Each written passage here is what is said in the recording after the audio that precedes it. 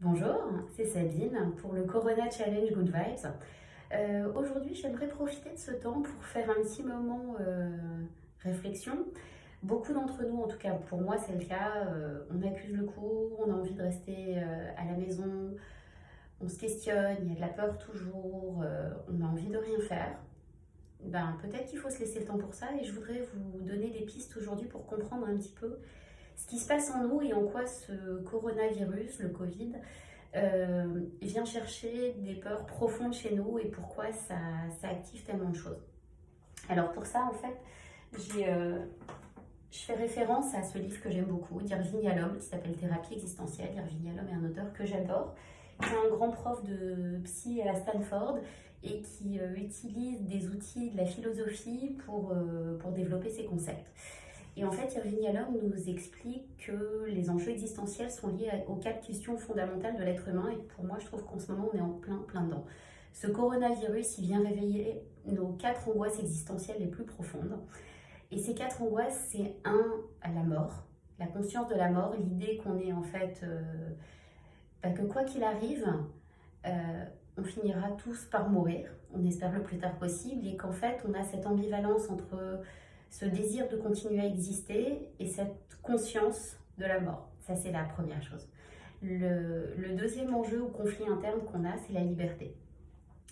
On a l'impression que le concept de liberté est toujours vu de façon très positive, qu'on cherche tous à conquérir sa liberté, on aspire tous à la liberté, en tout cas c'est quelque chose qu'on entend beaucoup.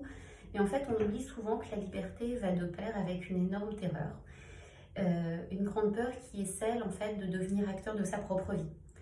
Quand on est libre, on est responsable de ses choix, de ses actions, et donc de sa vie, et donc de ses échecs potentiels également.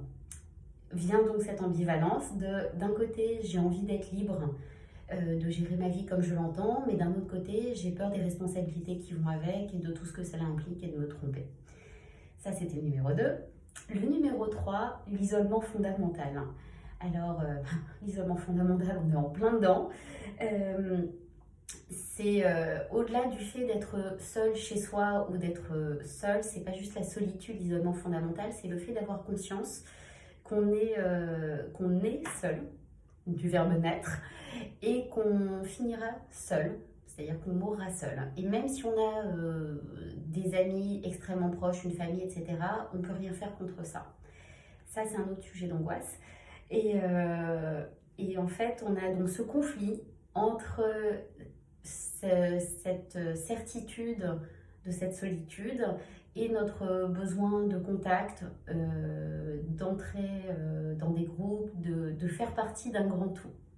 Ça, c'était le troisième point. Le quatrième point, c'est l'absence de sens. C'est maintenant qu'on sait en fait qu'on est seul, qu'on est responsable de notre vie et que on a un temps défini sur cette planète, on aimerait savoir à quoi ça sert, pourquoi est fait tout ça et pourquoi on est né, pourquoi on vit. Quel est le sens de tout cela dans un monde qui semble parfois ne pas en avoir, ou en tout cas auquel on n'a pas toujours accès.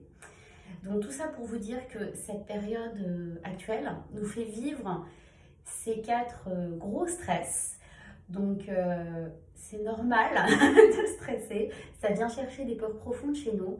C'est juste pour l'instant de dire ok, c'est correct de ressentir ça et que ça va pas durer. Et je pense surtout que pour pouvoir dépasser cette période, c'est de se demander qu'est-ce qu'on va pouvoir construire avec ça. Justement, donner un sens à ce moment-là, peut-être apprendre quelque chose, reconstruire. En tout cas, peut-être aussi s'autoriser de temps en temps à cocooner un petit peu, à se chuchoter, à prendre soin de soi. Donc, je vais me donner un petit peu de temps pour ça. Je me suis mis en tenue pour. Je vous embrasse très fort et je vous retrouve demain. Bye bye.